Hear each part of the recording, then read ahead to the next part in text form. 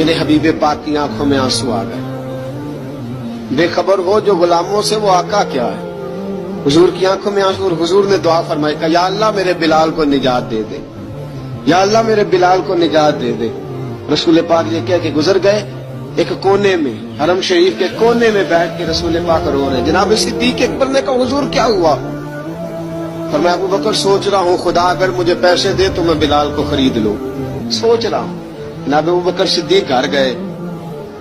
گھر جا کے حضرت عباس کو بھیجا, کہا امیہ میرا مخالف ہے, مجھ سے وہ بات نہیں کرے گا, آپ جائیے, آپ جا کے کہیے بلال کو بیچ ڈالے. حضرت عباس نے جا کے کہا بلال کو بیچ دو, قیمت بہت زیادہ ہے, 50 دینار کا میں نے خریدا ہے اور میں منافع لے کے بیچوں گا. حضرت عباس نے آ کے جناب صدیق اکبر کو بتایا تو ابو بکر صدیق فرمانے لگے چل مجھے ساتھ ہی لے جا, دیکھ لیتے. پہنچے, جب ابو بکر صدیق کو آتے دیکھا نا تو چڑ گیا. کہنے لگا ابو بکر اگر تو بلال کو خریدنا چاہے تو وہ جو تیرے پاس رومی غلام ہے وہ مجھے دینا پڑے گا, 2 لونڈیاں اس کے ساتھ دینی پڑے گی, اور یہ 50 دینار کا ہے, میں تجھ سے 2000 دینار لوں گا. حضرت صدیق اکبر رضی اللہ تعالیٰ عنہ نے فرمایا مجھے منظور ہے. ابو بکر صدیق نے وہ تینوں غیر مسلم غلام لیے, 2000 دینار لیے. حضرت عباس نے بھی کلمہ نہیں پڑھا تھا.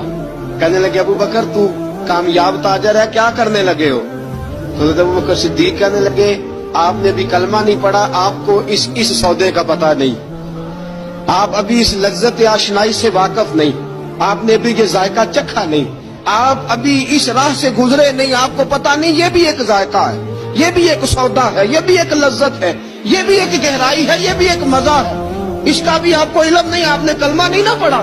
محبت کو سمجھنا ہے تو نہ سے خود محبت کر, کنارے سے کبھی اندازہ طوفان نہیں ہوتا. فرمایا ابھی تو راہ گزر میں ہے, کہہ دے مقام سے گزر, ابھی ذرا آگے چلیں گے نا, جب آپ کلمہ پڑھیں گے تو آپ کو پتہ چلے گا. حضرت سیدنا بلال حبشی کو لینے کے لیے صدیق اکبر پہنچے, 2000 دینار, 3 غلام پڑھے لکھے سیانے سمجھدار. جب دیے نا تو امیہ کھلکھلا کے ہنسا, کہنے لگا ابو بکر بڑے گھاٹے کا سودا کیا تو نے, ابو بکر تو نے بڑے گھاٹے کا سودا کیا ہے. یہ پڑھا لکھا مجھے دے کے جا رہا ہے اور یہ ان پڑھ تو لے کے جا رہا ہے, یہ خوبصورت رومی غلام دے کے جا رہا ہے اور یہ حبشی کالے رنگ کا تو لے کے جا رہا ہے, اور 50 دینار کا غلام 2000 دینار میں تو لے کے جا رہا ہے. اتنے گھاٹے کا سودا, اتنی بڑی نادانی.